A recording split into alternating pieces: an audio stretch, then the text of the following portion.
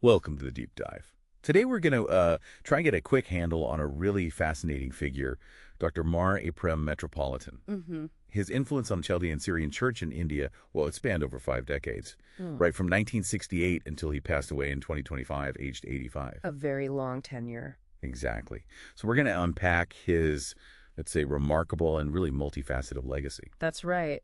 And our mission here is, to explore a life that just seamlessly wove together this deep spirituality, serious scholarship, and a really unwavering commitment to unity. Okay. His story is just so deeply interwoven with the modern history of the Assyrian Church of the East in India.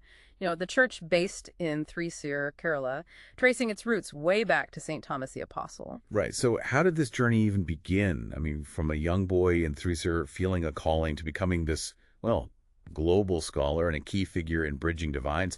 What about his formation? What stands out? Well, what's really fascinating is this kind of dual development he had.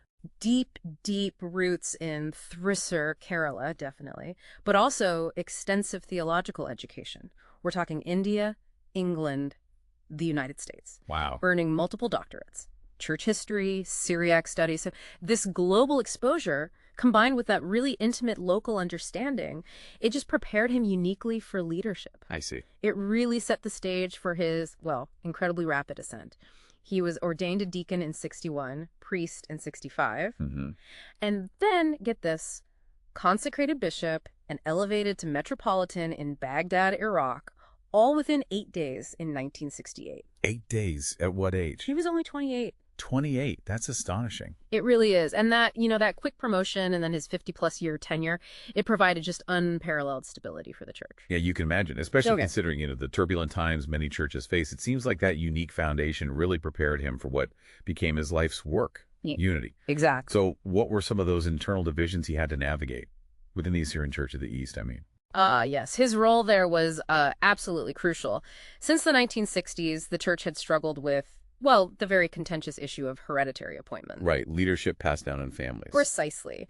And it caused significant rifts. He actively helped bring the Indian faction back into full communion. He rejoined the main Assyrian Church of the East in 1999, a few years after it had reunified. So he was instrumental in that healing process. Very much so. His background, that balance of tradition and rigorous global academic perspective, it really let him navigate those complex historical issues effectively. And this vision for unity, it went further, didn't it? Beyond just internal church stuff. He aimed wider. Oh, absolutely. His commitment to reconciliation, it really seemed boundless. He co-chaired the 10-member Joint Committee for Theological Dialogue between the Vatican and his own Assyrian Church of the East. That's huge. It really was, and it led to some groundbreaking achievements, things like the Common Christological Declaration in 1994. And what did that do? Well, it was basically a landmark agreement defining their shared beliefs about Christ's nature, after centuries of theological divergence. And it also led to guidelines for mutual admission to the Eucharist, meaning members of the Chaldean Catholic Church and the Assyrian Church of the East could share communion in certain circumstances, a huge step towards practical unity. Wow. Okay. And he didn't stop there. He was active in the World Council of Churches, promoting global Christian dialogue, and also the Christian Conference of Asia, working on unity closer to home. It's incredible how that drive just kept expanding. Yeah. Even beyond Christian groups, right? Into interreligious harmony. Indeed. In India, he was a real proponent of interreligious harmony. A key example, actually, is his Syriac translation of Narayana Guru's Daiva Dashakam. 10 verses to God. That's the one. A really profound poem, sometimes suggested as India's national prayer, translating that into Syriac. Well, that says something. It really does. Building bridges. And it built on, historical practices, too. The Chaldean Syrian Church had a history of collaborating with local Hindu temples, like donating oil for the Thrissur Purim festival. So it wasn't entirely new, but he championed it. Okay, so beyond the leadership, the unity work.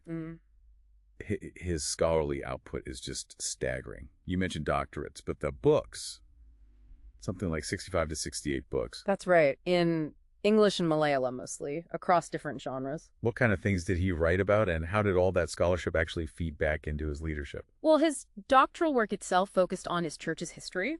He wrote really pivotal works like the Nestorian Fathers and the history of the Assyrian Church in the 20th century. So documenting his own tradition. Yes, but also preserving it actively. He led efforts to digitize about 180 rare Syriac texts. That was a collaboration with the Kerala government and Central European University. That's vital work. Absolutely. And that academic depth, it provided this really solid historical and theological foundation. It strengthened his church's identity, but also enabled him to engage effectively in those complex, sometimes tricky interchurch dialogues. It all fed into fostering unity. And then, perhaps the most surprising thing, humor books. Bishop's jokes.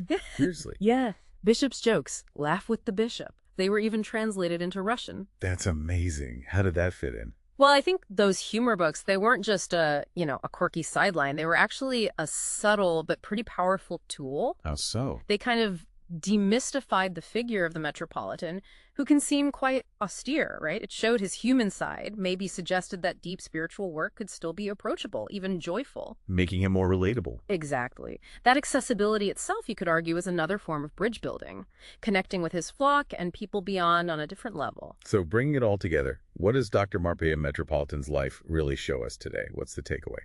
I think his enduring legacy is really about his skill in navigating these deep, complex historical divides, actively fostering unity across Christian denominations, yes, but also promoting interreligious understanding and meticulously preserving a rich cultural heritage. A true scholar pastor. He really was someone who built bridges, both theological and, human ones. So this deep dive kind of leaves you with a thought, doesn't it?